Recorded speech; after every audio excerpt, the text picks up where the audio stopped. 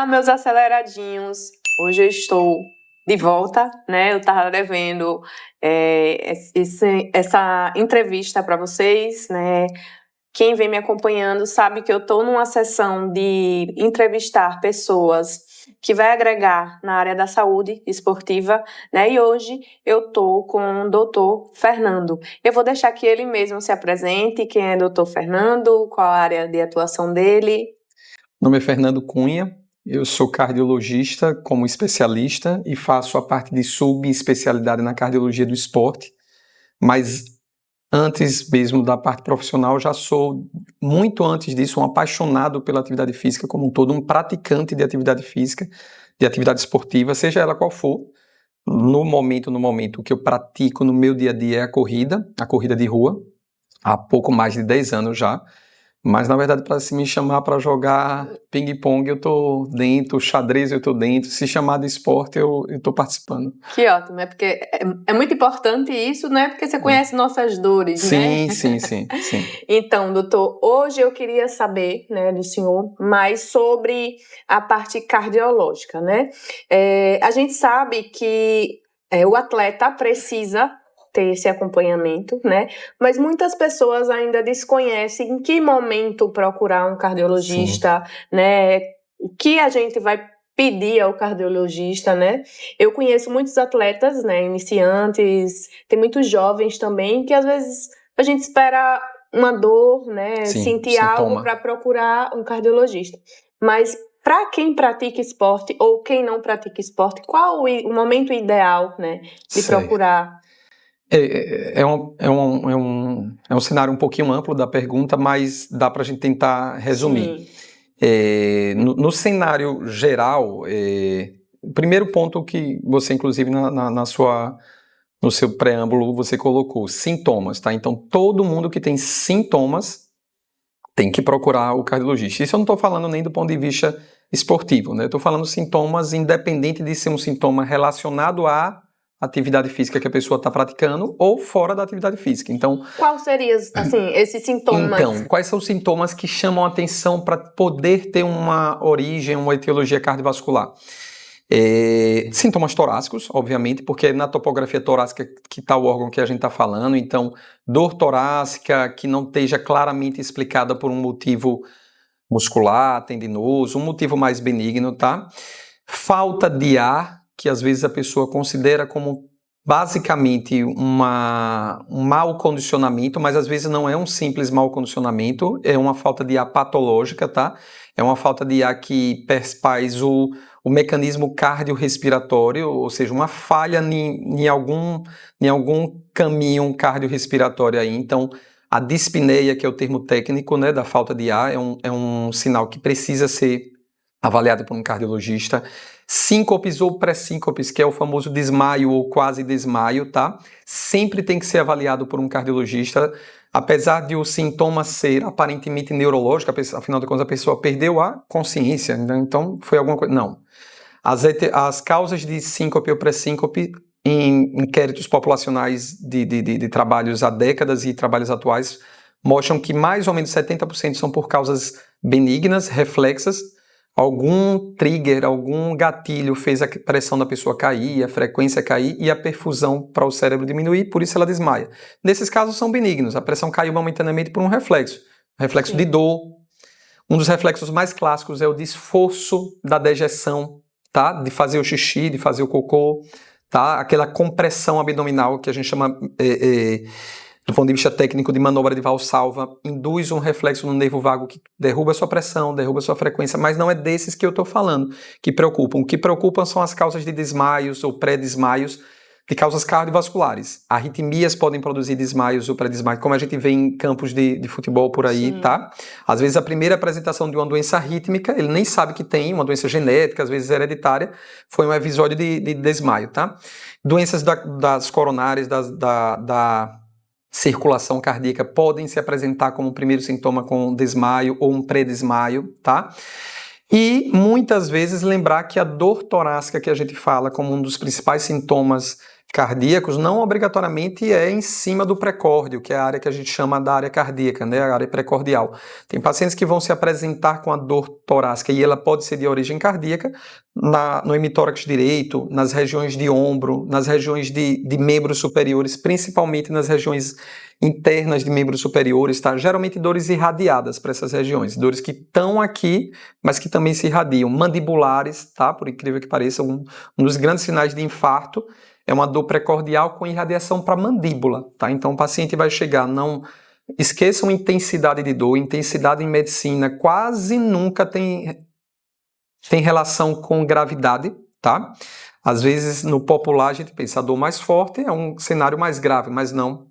Eu luto para lembrar o último paciente que chegou infartado em um plantão meu que se queixava de uma dor muito forte. Pelo contrário, a maioria é um incômodozinho, doutor, é uma dor, é um aperto, mas você percebe que não é a pior dor da vida da pessoa, tá? Mas o que mais importa para a gente são as características associadas à dor. É uma dor com suor frio no corpo todo, é uma dor com uma indução de náusea e vômitos associada, é uma dor com irradiação mandibular, é uma dor com irradiação para ombro ipsilateral, para ombro do mesmo lado. Então, assim, os sinais e sintomas são diversos. Trazendo sua pergunta para o cenário especificamente esportivo, eu recoloco a questão dos sintomas. Sintomas é o gatilho primordial. Sintomas, está fazendo esporte, sinônimo de avaliação cardiológica. Claro que eu não estou falando de um sintoma de uma dor no tornozelo, né? Estou falando de sintomas de mau condicionamento, de indisposições ao final do treino. Tá? Geralmente eu vejo assim, que as pessoas procuram mais quando sente aquela dor, formigamento no braço, sim, né? Sim. Formigou o braço e estou sentindo, acho que... Pode ser. Né? Sim, pode ser uma característica, Pode ser, mas também não é patognomônico, não é sinônimo de doença cardiovascular, né? Precisa ser investigado. Então, sinais e sintomas em qualquer fase da execução do exercício, seja na fase inicial, no meio, no final, ou mesmo na fase daquela recuperação inicial. Eu acabei de terminar meu exercício, meu ciclo ali que eu estou fazendo do treinamento, sentei para descansar, mas ainda estou numa fase de resposta adrenérgica do exercício e estou apresentando algum sintoma. Sim. Tá? E ali ainda é uma fase relacionada ao exercício. Então, qualquer sintoma. Assim, a pessoa se conhecer também. Também, né? porque ver que aquilo não é uma coisa que aconteceu, né? E talvez esteja acontecendo com a frequência maior. Né? Às vezes a pessoa pensa até que é gases, né? Ou mudança da característica. Tô sentindo...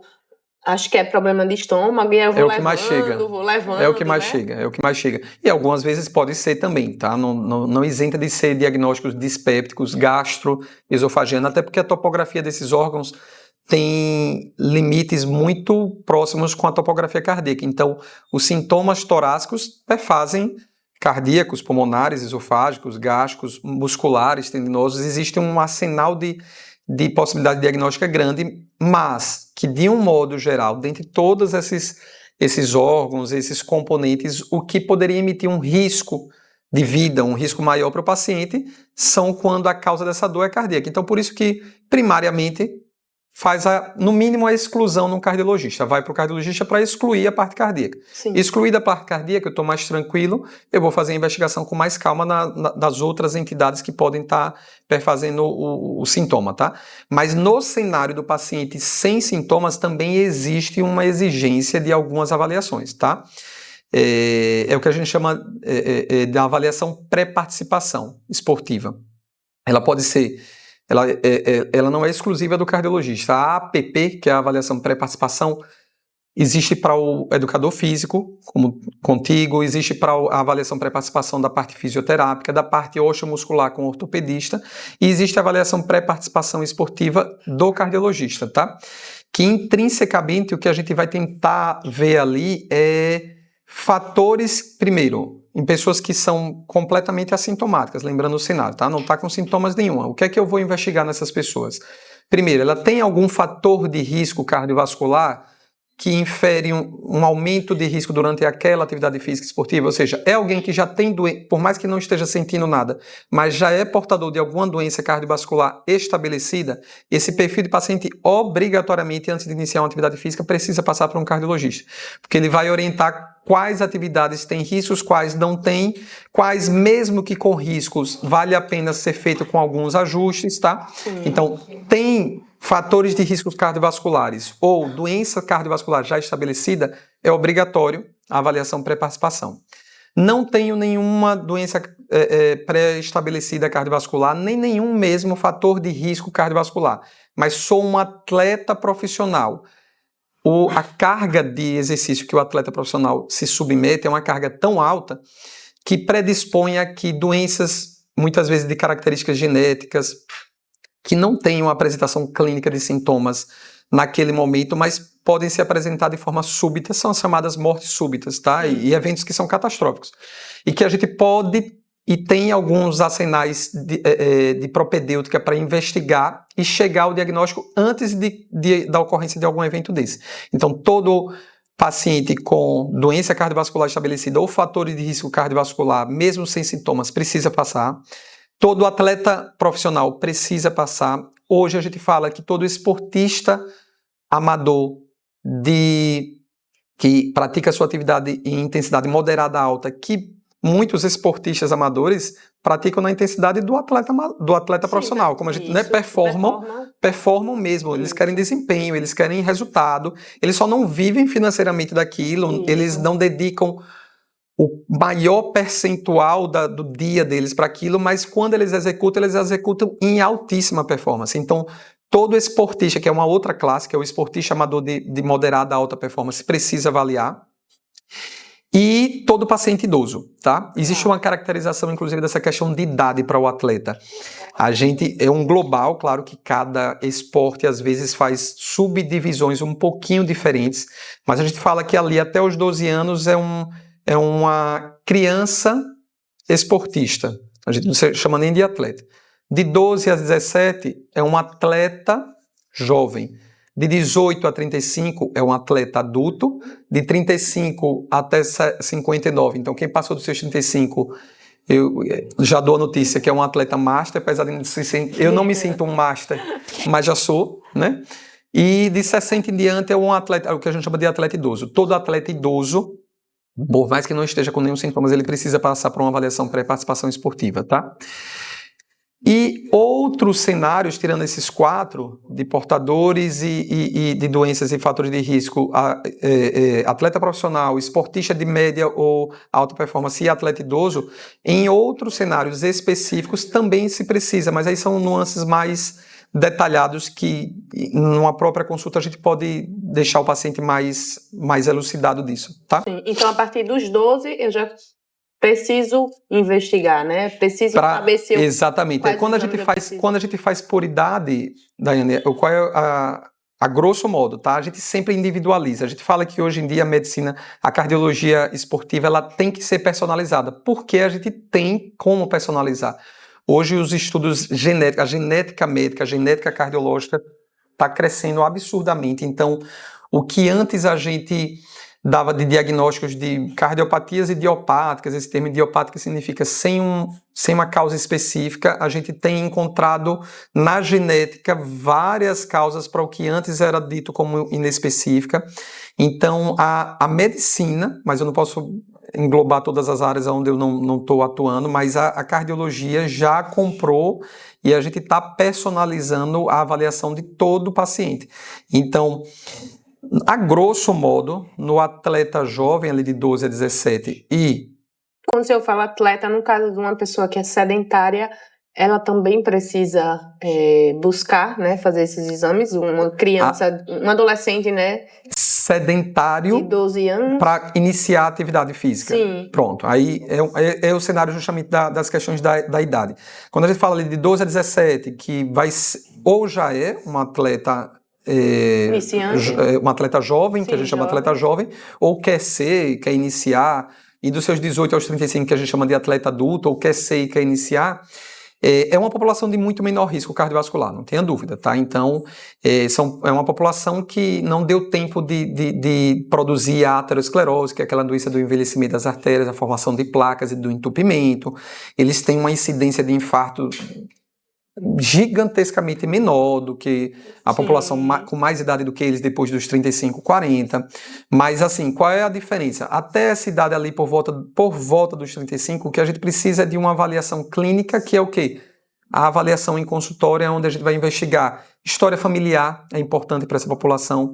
Às vezes tem um irmão, minha mãe teve 3 filhos, hoje somos 2 porque um teve uma morte súbita com 6 meses, enfim. Sim. Então, existem histórias de cardiopatias genéticas e a apresentação, cada um que pegou o gene do seu pai e de sua mãe, não vai apresentar a doença, a gente fala da expressão da doença, tá? Do fenótipo, na mesma idade e no mesmo momento. Às vezes um já expressa de forma muito precoce, com 6 meses, e o outro vai expressar com 15 anos, tá? Ainda tem a questão, acho que, do cenário também, não sei se isso influencia, o senhor pode explicar melhor, de que hoje as crianças começam muito cedo, fast food, Sim, alimentação desregrada, sim. E eu percebo que hoje os adolescentes estão muito focados nos estudos do Enem, as escolas estão trabalhando, mas isso acaba estressando às vezes, né, aquela criança, e às vezes ela começa a buscar um esporte, uma natação, para poder realmente distrair, né, para se reconectar, até porque ela precisa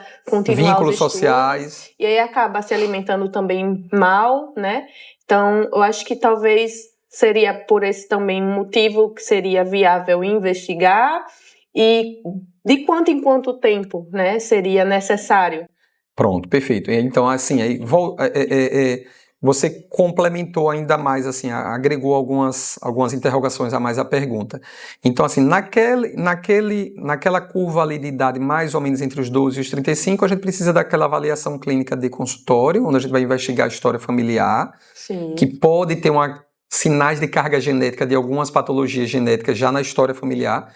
Aí, para esse perfil que a gente notar alguma história familiar, a gente vai pedir mapeamentos genéticos específicos, tá? Existe por isso que eu digo da medicina bem personalizada, tá? Atual.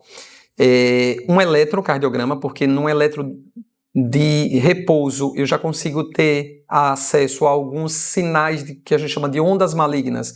São a maioria delas doenças genéticas, inclusive, e que em momentos de total repouso, de total tranquilidade, o perfil de condução elétrica daquele paciente já tem alguns sinaizinhos que são clássicos daquelas doenças, tá? Então, síndrome de QT longo, QT curto, Brugada, repolarização maligna, Wolff-Parkinson-White, a gente consegue ver em um eletro simples, que o paciente faz em 10, 15 segundos. Então, a avaliação desse perfil de paciente que não tem sintomas, mas é um jovem ali dos seus 12 a 35 anos, é uma avaliação da história familiar, uma avaliação da história dele, se já teve eventos de desmaio, de perdas de consciência, de algum sintoma durante a atividade física, e minimamente um eletro. É o básico, tá? Depois dos 35 anos, a gente habitualmente acrescenta um teste de esforço, que pode ser o teste ergométrico, que é aquele que a gente conhece mais, vai para esteira ou para bicicleta, ou o ergoespirométrico, onde a gente faz as medidas de algumas questões metabólicas gasosas, ou seja, é um upgrade no teste ergométrico. Ele vai trazer alguns dados a mais, inclusive de performance. Ele é bacana para quem quer, além da avaliação de risco cardiovascular, para fazer atividade física, quer conhecer também melhor seu desempenho atual e planejar seu passo na sua performance, né? Então seria o mais adequado a um atleta de performance? Total. Para o atleta profissional, a gente não se contenta só com o teste ergométrico, a gente precisa do ergoespirométrico, porque vai nos dar dados objetivos de acompanhamento da performance dele, tá? Então, história clínica, consultório e eletro até os 35, dos 35 em diante, a mesma coisa, história clínica e eletro, mais um teste funcional de esforço ergométrico, ou um teste ergoespirométrico, e atletas com mais de 60 anos, atletas idosos, a gente, de um modo geral, meio que quase, não está em um guideline oficial, mas a gente dificilmente deixa de fazer uma avaliação anatômica, pelo menos com o ecocardiograma, que é o exame mais fácil e acessível para a gente ter uma noção da morfologia do coração, saber como é que estão o tamanho das cavidades, a espessura das paredes, o comportamento das válvulas, já está calcificando, já tem níveis de calcificação que não permitem a válvula abrir direito, são doenças mais inerentes à fase do idoso, tá?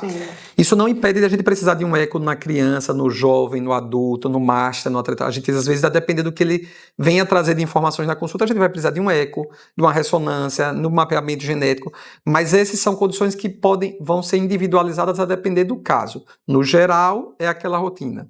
História clínica ECG até 35, história clínica ECG e teste ergométrico, ergospirométrico de 35 para cima, e dos 60 em diante, além desses todos, um ecocardiograma, na avaliação basal do atleta. Além de toda aquela parte metabólica, a gente tem que conhecer como é que está o perfil glicêmico, perfil de colesterol, perfil de função tiroidiana, enfim, tem nuances metabólicas também bem importantes.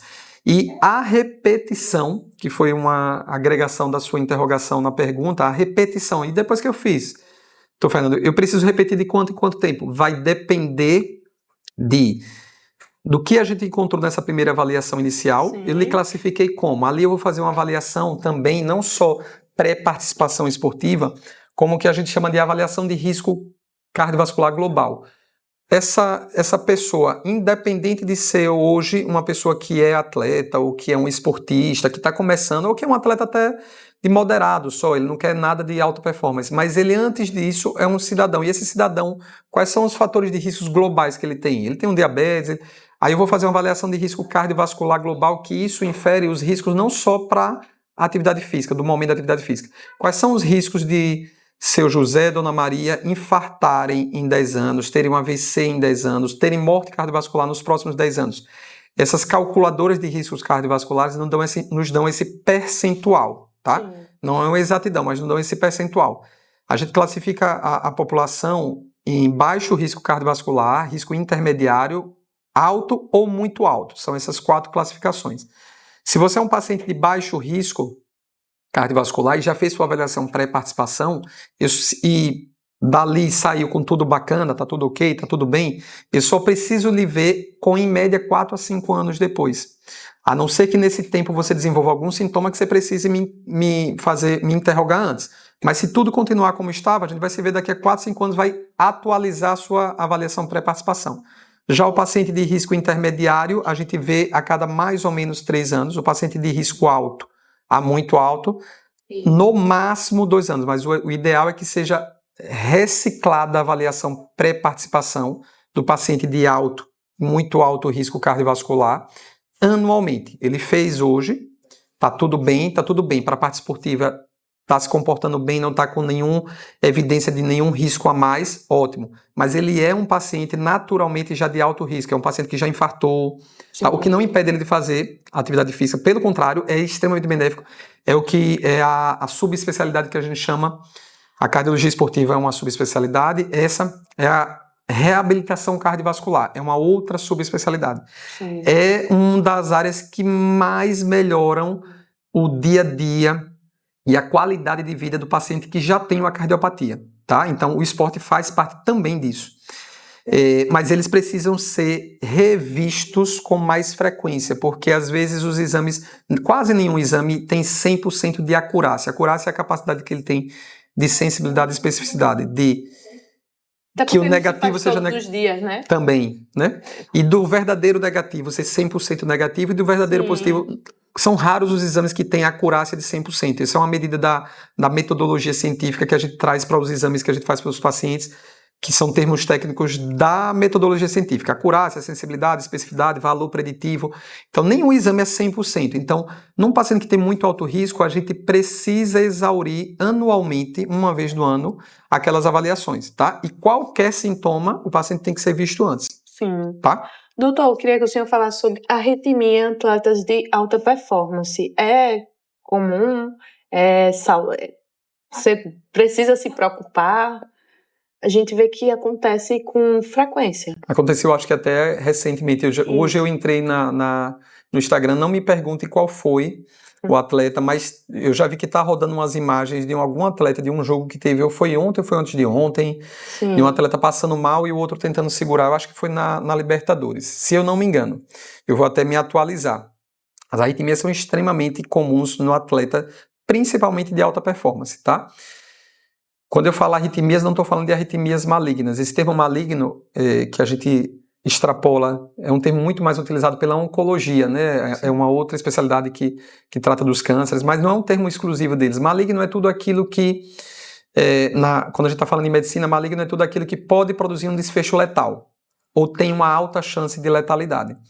E nas arritmias, é engraçado que quando os pacientes chegam para a gente e eles já têm o diagnóstico de alguma arritmia, Eles chegam, doutor, eu tenho pressão alta, eu tenho diabetes e eu tenho arritmia. Mas pra gente que é da área, dizer que tem arritmia não está dizendo nada, porque arritmia existe 500, tá? Então eu preciso saber, existem aquelas que não fazem nenhuma diferença na vida da pessoa, nenhuma, não precisam nem de tratamento, não precisam nem mesmo de acompanhamento, e existem aquelas que requerem imediata intervenção, implante de cardiodesfibrilador, aqueles aparelhos que ficam lá dentro já instalado para que, se houver um evento, ele dê um choque e o paciente volte. Inclusive é uma condição que até hoje a gente não tem uma resposta. Um atleta com cardiodesfibrilador implantável, CDI, ele pode voltar para a alta performance? Existem alguns atletas nos campeonatos europeus, como teve um dinamarquês ou foi norueguês da seleção, que voltou, hoje está atuando lá em alta performance. A gente tem muito medo do que é que pode acontecer com o impacto da bola, o impacto de outro atleta, por mais que esteja bem instaladozinho, mas ele é um pouco superficializado, né, o gerador. Então, a gente não tem essa resposta. Às vezes, a prática da atividade para aquela pessoa é a vida dela. Então, ela se submete ao risco. Mas, assim, respondendo a sua pergunta, a arritmia ela é mais frequente, mas o que é que... Eu vou aproveitar a pergunta para trazer informações adicionais.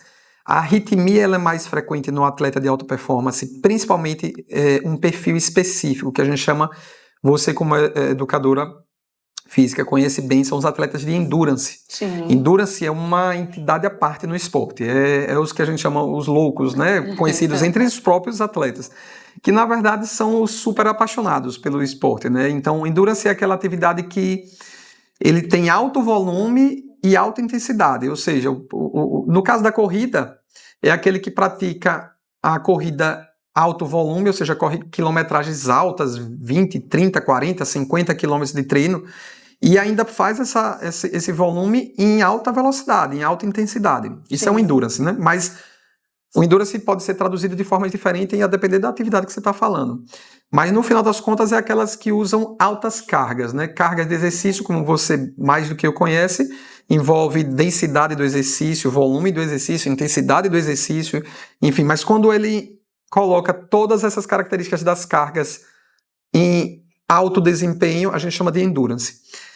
Essa parcela de esportistas especificamente é o famoso e tradicional dito popular, nem 8 nem 80. Na vida a gente sabe isso, né? Nem seja sedentário, nem seja um super mega atleta.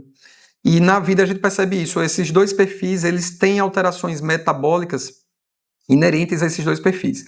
O sedentário nem precisa dizer, é uma população de altíssimo risco para inúmeras patologias. O sedentarismo por si só é fator de risco de doenças ortopédicas, reumatológicas, metabólicas, da parte de diabetes, colesterol, cardiovasculares, inúmeras e inúmeras doenças oncológicas. Existem inúmeros cânceres que o principal fator de risco é o sedentarismo, tá? Inúmeros. A gente tem existem alguns papers, alguns trabalhos que fazem revisões sistemáticas que chegam a mais de 400 ou 500 doenças entre todas essas especialidades, ou seja, estou falando de centenas de doenças, que o sedentarismo existe existe correlação com o sedentarismo na etiologia dessas doenças. Então, quando você está praticando atividade física, por si só você já está prevenindo, não estou dizendo que isenta, mas você já está prevenindo inúmeras. Além de tratar várias e de curar algumas, né? Mas no perfil do atleta de altíssima performance, o que a gente sabe é o seguinte, todos esses atletas, e isso tem sido um nicho de trabalhos que tem crescido muito especificamente, já era pesquisado antes, mas nos últimos 10, 15 anos tem crescido muito. O que é que acontece com a parte cardiovascular dos atletas de endurance? Eles têm, o que a gente pode lhe dizer hoje é que eles têm mais taxas de arritmias, mas eu não estou falando de arritmias malignas, arritmias extrasístoles, que são arritmias benignas, tá? Eles têm uma taxa, um percentual muito maior ao longo do dia do que uma população normal de praticantes de atividade física fora desse endurance. Eles têm muito mais fibrose no músculo cardíaco, tá? A fibrose, por si só, fibrose é um marcador de mau prognóstico cardíaco. Toda a população que tem mais fibrose, a gente vê muito fibrose, o método ouro é a ressonância cardíaca. Fibrose cardíaca, até que se prove o contrário, é um marcador de mau prognóstico cardíaco. Mas especificamente no atleta de endurance, essa fibrose não se reflete em mais eventos. Eles têm mais fibrose do que a população normal, mas eles não têm mais morte cardiovascular, mais infarto, mais AVC, tá? Então parece ser um perfil de fibrose que está muito mais relacionada à adaptação ao exercício do que uma resposta patológica ao exercício, tá? Eles têm muito mais calcificação nas artérias do coração, que são as coronárias. Na população geral, quem tem muito cálcio tem mais infarto. Nos endurance, que tem mais cálcio do que a população geral, mas eles não infartam mais do que a população geral. Ou seja, eles têm características anatômicas de alto risco. Fibrose no músculo cardíaco, calcificação nas artérias coronárias, baixa taxa de arritmias, mas apesar de ter essas características anatômicas e fisiológicas de maior risco, eles não têm mais eventos. Eles não infartam mais, eles não têm mais AVC, eles não têm mais insuficiência cardíaca do que a outra população. Então, o que eu posso lhe dizer é que eu não estou autorizado ao cara que chegou no meu consultório e é um praticante de endurance, o que eu vou dizer para ele é, você está submetendo o seu coração a aumentar fibrose muscular, a aumentar a calcificação coronariana, a aumentar a taxa de arritmias. Esses marcadores anatômicos e fisiológicos na população geral representam maior número de eventos letais ou comorbidades, mas em vocês do Endurance eu não tenho na ciência ainda esse resultado se transformando em eventos. Então eu não posso lhe mandar se afastar dessa atividade porque você entrou como um atleta de Endurance, eu lhe investiguei e vi que você tem mais fibrose, tem mais calcificação, vamos diminuir. Não.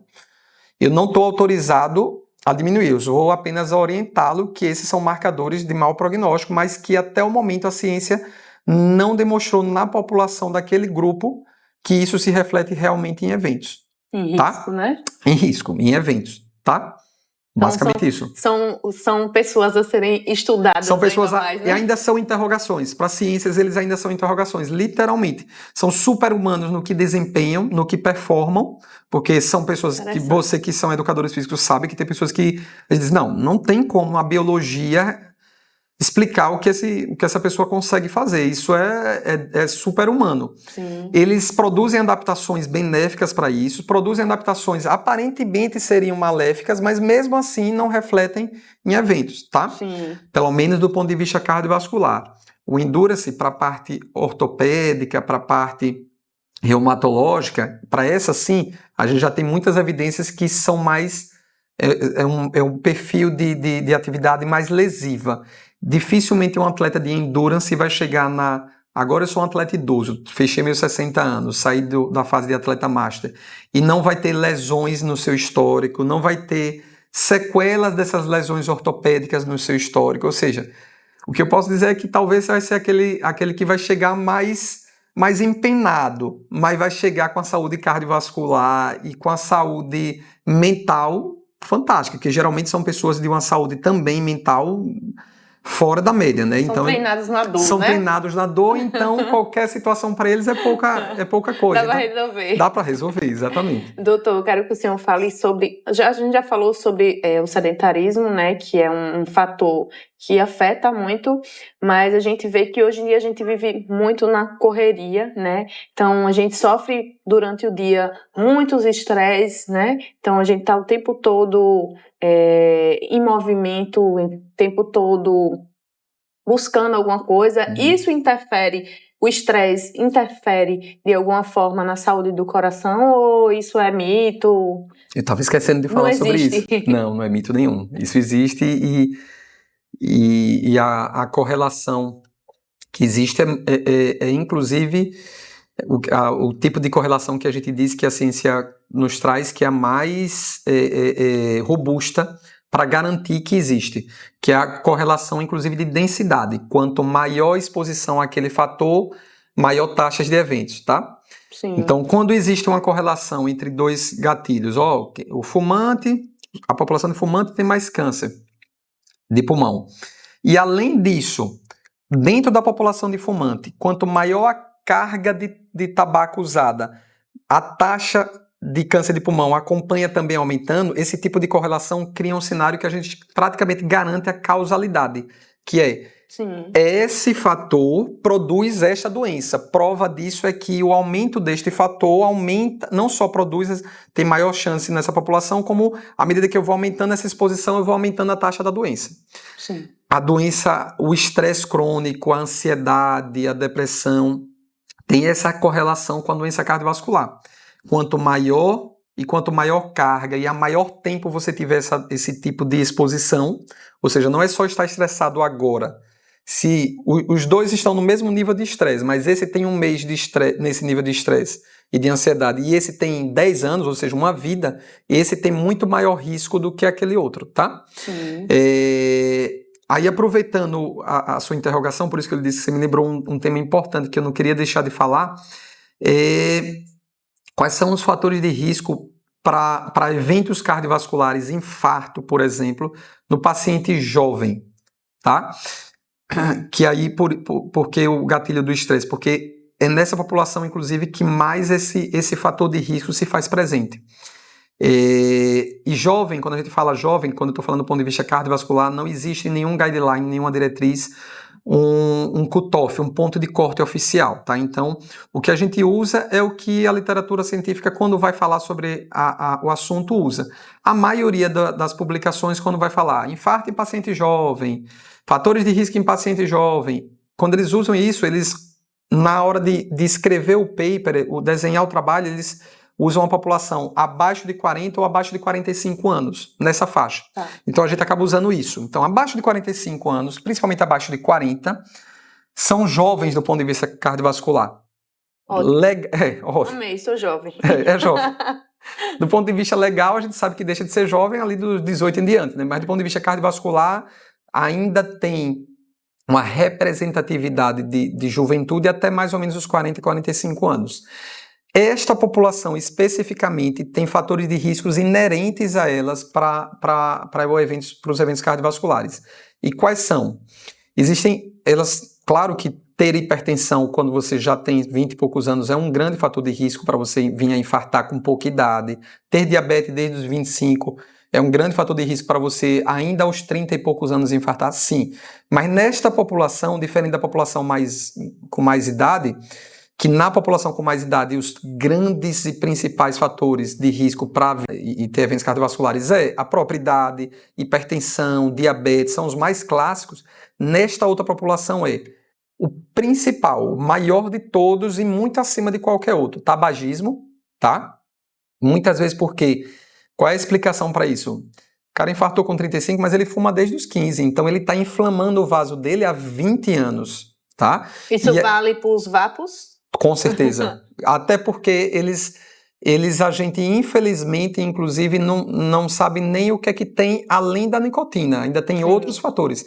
Eu posso lhe dizer, eu não acompanho diretamente, isso acaba caindo muito mais nos colegas da pneumologia, mas a gente tem tido pacientes internados em UTIs agora, eu posso lhe dizer agora, em UTIs de hospitais particulares onde eu trabalho atualmente, pacientes jovens internados com condições renais por conta de onde o único fator que a gente identificou que pode ter tido alguma quimiotoxicidade para o rim foi o vapor. Doenças pulmonares gravíssimas, onde o único fator quimiotóxico que a gente identificou na história clínica dele, fez sorologias para tudo, foi o vapor, tá? Então, é uma entidade que a gente nem é um iceberg que a gente está vendo só literalmente o topinho, a gente não sabe nem o que está embaixo ainda. Então, o cigarro, e eu estou falando do cigarro de um modo geral, é o principal fator de risco para infarto, para chegar a um infarto com menos de 40 anos. Histórias de doenças genéticas do colesterol, é aquele perfil de paciente que tem alterações do colesterol desde sempre praticamente. Ele, quando era jovem ainda na escola, quando ia fazer suas avaliações, porque ele era dedicado aos esportes ali, precisava às vezes fazer algumas avaliações de exames de sangue e já identificaram valores de colesterol. Só que às vezes lá atrás nem deram tanta bola e nem medicaram. Você é muito jovem, vamos melhorar sua alimentação e vai fazer ainda mais atividade física.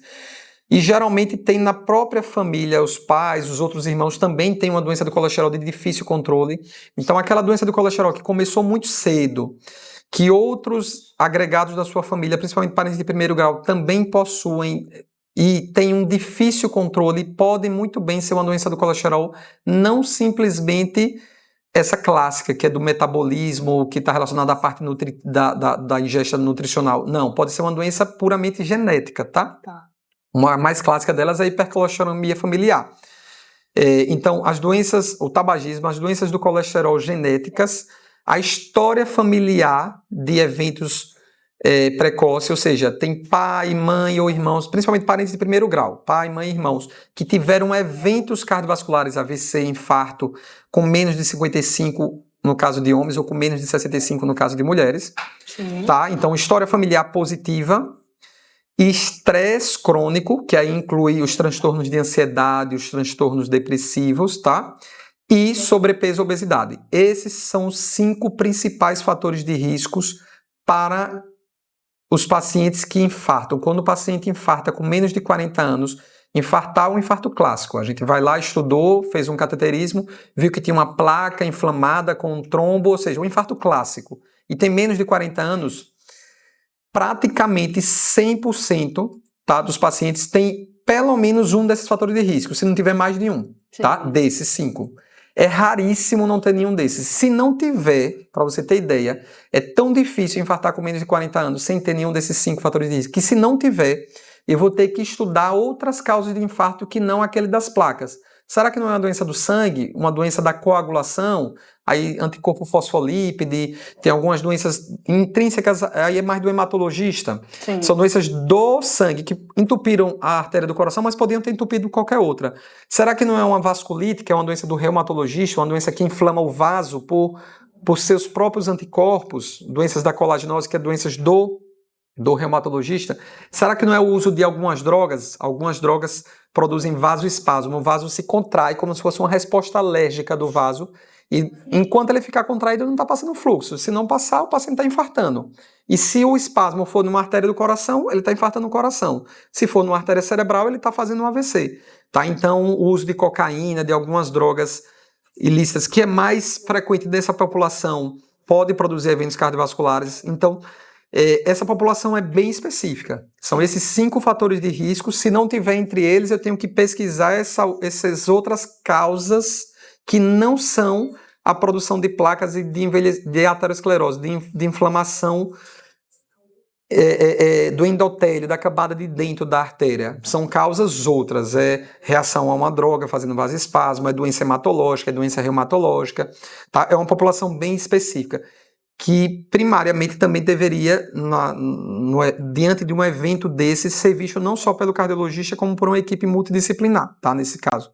Show. Doutor, eu queria saber também sobre os relógios, né, que marcam os batimentos cardíacos. Sim. Tem muita gente que monitora pelo relógio e acha que não deve procurar um médico, que está dando tudo ok, o batimento, segundo o Google, é de tanto a tanto. O que é que o senhor tem a dizer sobre esse monitoramento? No caso das pessoas que praticam esporte, né? Sim. Porque geralmente é a galera que possui esse relógio que marca. Já tem para o momento da atividade e acaba ficando com preguiça de tirar e já deixa no braço pro resto do dia, né? E aí você consegue acompanhar, e vai acompanhando.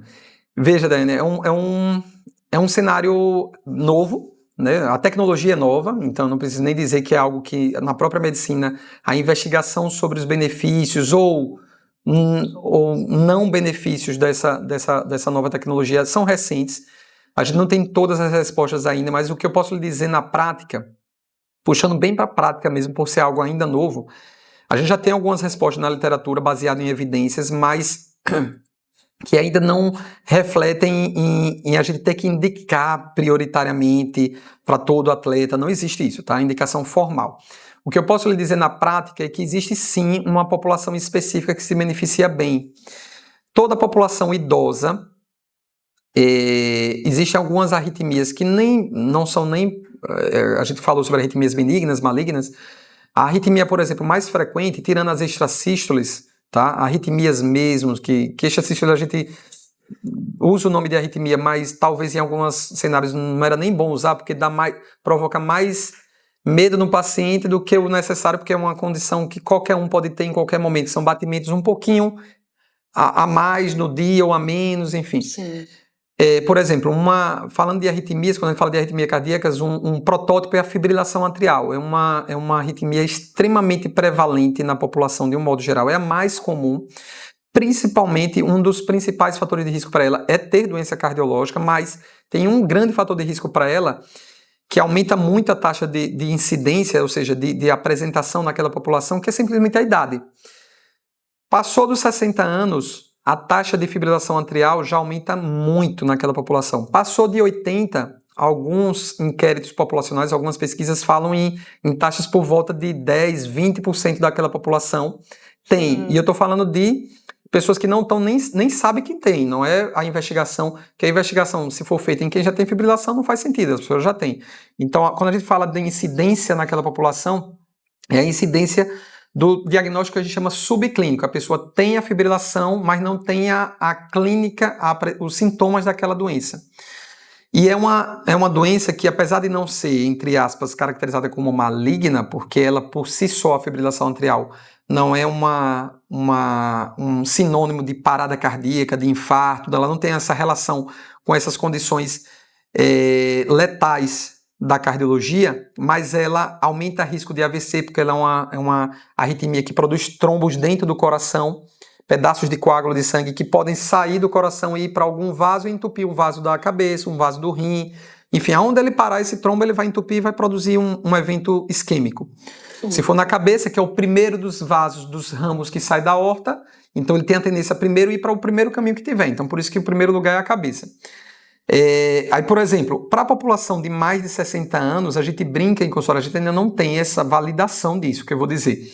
Mas se todo vozinho pudesse ter um smartwatch para identificar a fibrilação atrial subclínica, ou seja, porque a maioria das arritmias elas são paroxísticas, elas entram naquela arritmia, naquela condição elétrica errada e voltam depois para o ritmo normal sem nem o paciente perceber por sintoma nenhum. Mas nesse caso teria um valor universal, né? Porque eu vejo muito gestantes, né, querendo controlar, às vezes vai fazer uma caminhada, aí elas controlam pelo Garmin, às vezes já fazia algum tipo de atividade, e elas vão controlar pelo Garmin, mas é um valor, assim, universal, né? Eu não posso passar de 120 batimentos cardíacos. Isso procede ou... Não, um valor universal não. O que a gente sabe... cada um tem... Porque quem tem arritmia, por exemplo, vai ser diferente. Em repouso, a frequência cardíaca, quando eu estou diante de um laudo de eletro, se a frequência for entre 50 e 100, ou seja, de 50 a 99, eu considero aquilo ali normocárdico, frequência cardíaca normal. Passou de 100, é taquicardia, é aceleramento, eu não estou dizendo taquiarritmia, que pode ser um aceleramento, mas dentro do caminho que não é fora do caminho correto. O nome do caminho da via de condução elétrica, que a gente tem literalmente uma via de condução, como se fosse uma fiação no coração, que é a via sinusal. É o nome que vem de sinus, do latim, que era sino, badalar. Então, a via sinusal pode bater a 30, 40, pode bater a 120, se eu estiver fazendo um exercício. A 30, 40 é quando eu estou dormindo, completamente relaxado. A frequência, às vezes, baixa tanto que vai para valores abaixo de 50, que seria o normal. Então, o normal é entre 50 e 100. Qualquer valor abaixo de 50 é BRAD, é valores baixos, qualquer valor acima de 100 é valor alto. Isso no cenário de repouso, tá? Repouso, mas com vigilância, eu estou acordado. No cenário de repouso, dormindo, quando a gente faz o Holter, o paciente está dormindo, o Holter fica 24 horas. Ele está ali no dia a dia fazendo as coisas dele com um aparelhozinho medindo, dorme com um aparelhozinho. Aí, às vezes, na hora que a gente vai avaliar o Holter, tem momentos que a frequência bateu 35, 40, mas se foi durante o sono e aquela frequência manteve o ritmo sinusal, não teve nenhuma pausa importante, nenhum bloqueio, isso é fisiológico. Quem faz muito isso é o atleta. O atleta ele tem uma modulação parasimpática, porque o batimento cardíaco ele acontece independente, o coração tem atividade elétrica independente de qualquer comando do corpo. Ele tem atividade, a gente diz que é uma atividade intrínseca, tanto que quando em feira de ciências vai lá, vamos pegar um sapinho e tal, enfim, alguns os defensores dos animais acham isso feio, mas de feira de ciência vai estudar um animalzinho e tirar um coraçãozinho de um animal, ele fica batendo sozinho ali do lado de fora, até morrer porque não tem sangue chegando nele. Mas o coração ele tem atividade intrínseca, tem algumas células que têm atividade elétrica intrínseca, vai produzir eletricidade. Pode ter ou não sistema nervoso chegando nele. O sistema nervoso serve para modular, para mais essa frequência ou para menos, que é o parasimpático para menos e o simpático para mais. Então, no sono, o sistema nervoso parasimpático atua e a gente cai a frequência. Quando você é um atleta que já tem uma performance, já tem um bom condicionamento, você eleva sua modulação parasimpática. Então, você vai tornar seu coração um coração mais calmo, mais tranquilo. Então, ele vai bater. Normalmente você vai estar aqui conversando comigo, a frequência do atleta às vezes é 35, 40 e aquilo é dele, é da performance, isso é o contrário, isso significa saúde nesse caso do atleta. Ele está com 35, 40 porque o dele, basta bater 35, que já faz o que o nosso precisa de 70. O dele na metade já manda a quantidade de sangue suficiente, porque é um coração tão potente, tá? Sim. Então seria essa a representatividade. Mas ao mesmo tempo, um idosinho de 70 anos batendo a 35 não é porque ele é atleta. Muito provavelmente é porque a via de condução dele já está doente. Imagine que é um coraçãozinho de 70 anos. O coração bate em média de 80 a 120 mil vezes por dia. Veja que máquina incrível. 80 a 120 mil vezes por dia. Multiplique isso por semana, por um ano, por 70 anos. É quantas vezes ele não bateu em 70 anos? Então, não é nada demais, depois de 70 anos e de milhões de batidas, ele começar a falhar. Então, toda vez que eu vejo uma bradicardia, um batimento fraco em um idoso, eu penso que a principal causa pode ser patológica. Em uma pessoa jovem e atleta, é fisiológico. Um ataque cardíaco num idoso, até que se prove o contrário, é patológica. Numa pessoa jovem, na maioria das vezes, descondicionamento. Sim. Então, esse lance do relógio, o que a gente percebe é que é uma faca de dois gumes. Em alguns criam uma noia, porque a pessoa fica... Não pode passar de 180. Não pode passar, não existe isso, tá? Não existe isso, tá? E em alguns é extremamente benéfico. Nos nossos pacientes idosos e cardiopatas, eu adoraria que todos tivessem condições financeiras de ter um smartwatch que marcasse não só a frequência, alguns conseguem, inclusive, fazer eletro de pelo menos um traçado. Eles conseguem identificar não só que acelerou, como qual foi o ritmo. Acelerou, mas no ritmo normal, sinusal, que é o ritmo do coração, ou acelerou às custas de uma fibrilação atrial. Sim. Ele consegue nos dar esse resultado, para você ter ideia. Show. Então, isso é fantástico para a gente, porque a gente consegue tratar antes de que aquela doença se transforme numa doença clínica. Ela só está apresentando-se subclínica. Ele apresentou, o Smart identificou, mas ele nem percebeu. Isso a gente chama de doença subclínica. Clínica é quando ele já está notando, já está trazendo sintomas, já teve um AVC por conta daquela arritmia. Isso já é a doença estabelecida. É ruim pegar nessa fase. Sim. Tá? Então, o cenário atual é que eu poderia dizer que se for um atleta e puder ter durante a sua performance do exercício, ótimo. Fora dela, precisa um atleta jovem, que tem ali seus 35, e um atleta macho dos seus 35 em diante, não precisa obrigatoriamente, a não ser que ele seja de alto risco cardiovascular, mas se não for, ele não precisa. Agora, para o meu atleta idoso, para o meu vozinho, ou para o meu cardiopata já grave, mesmo que não seja idoso, se ele pudesse ter esse tipo de dispositivo, seria bem interessante, porque estaria trazendo para a gente, às vezes, a evidência de doença subclínica, que é o melhor cenário, que é quando a gente vai prevenir e não tratar a complicação. Que é o que a gente falou sobre o exame, que às vezes você está num dia bem, né? E Sim. às vezes vai fazer o Rota e não dá. Rota é o cenário clássico disso. Rota, ele vai ver a sua atividade elétrica durante 24 horas. Como a maioria das arritmias são paroxísticas, elas vêm e vão embora. Se naquele dia você não tiver nenhuma arritmia, o Rota vai vir normal. É um dia que a gente tá mais calmo, porque tá com aquele aparelho. Tem que ficar quietinho. A gente aproveita, inclusive, no período que o paciente tá com mais queixa. Não, a gente tem que fazer agora. Nesse período, nessa semana que você tá se reclamando muito. Porque se deixar para fazer numa fase onde os sintomas estão mais a menos, pode vir completamente normal. O que não significa que não tem doença. Pode ser que a doença não tenha se apresentado naquele dia do registro. Show. Né? Show. Eu queria dizer a você que está assistindo a gente agora, que procure um médico, marque seu exame, busque, né? A saúde não é só fazer um treino, ir para academia, sair, botar o tênis para correr. É preciso a gente... Existem riscos nisso, né? Exatamente. É preciso a gente buscar, né? Saber se a nossa condição física permite fazer os esportes que a gente almeja fazer. Então, marque sua consulta.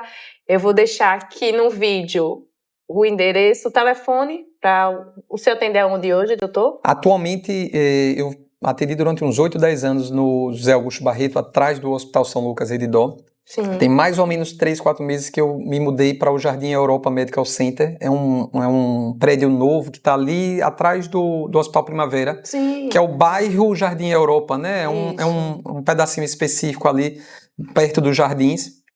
É o Jardim Europa Medical Center. Sala 1201, 1202, o telefone é o 3025-1234. Parece um número fixo, né, dos antigos números fixos, mas é um número que com o Zap, tá com a secretária, ele fica no celularzinho dela, tá? Então, os contatos são feitos todos por essa mídia de Zap. Sim. Do 3025-1234. Com certeza. Então, aí você procura um médico, porque ele vai avaliar o seu caso, né, doutor? Sim. Porque a gente falou aqui muitos sintomas e às vezes as pessoas que escutam dizem, eu sinto isso. Ai, meu Deus, estou sentindo isso agora. É o que mais faz. Né? E é importante avaliar, né? Cada caso é um caso e eu acho que a avaliação é essencial para a prática de qualquer esporte, seja a musculação, seja a corrida, o triatlo. E é isso, doutor, eu queria agradecer, né, mais uma vez a entrevista do senhor. Mas se precisar vir falar 10 vezes sobre esporte, eu venho falar 10 vezes. Show de bola, agradeço demais. Com certeza vai agregar muita gente, né? Espero que muitas pessoas se conscientizem, né, na necessidade do autocuidado, que não é só a prática de atividade física. Queria agradecer a minha assessoria, a CF Assessoria, queria agradecer a Ale Barros, que está aqui gravando com a gente, e esse espaço maravilhoso, com esse café maravilhoso da Cacau Show da Estradinha do Luzia. Obrigada, meu doutor. Posso fazer o último agradecimento e uma última frase? Eu gosto muito de deixar a frase. Eu acabei falando no meio da entrevista, mas é um mantra pessoal. Eu digo que a atividade física, o exercício, o esporte, que são nomenclaturas, cada um representa uma coisa, tá? Atividade física é uma coisa, exercício físico é outra, esporte é outra, tá? Mas esse conjunto de palavras, quando não é o tratamento, vai ser a prevenção ou a cura. Então, eu não conheço nenhuma medicação, nem aquela que levou mais tempo sendo estudada e pormenorizada e levada para laboratório, o que quer que seja, de maior complexidade, que seja capaz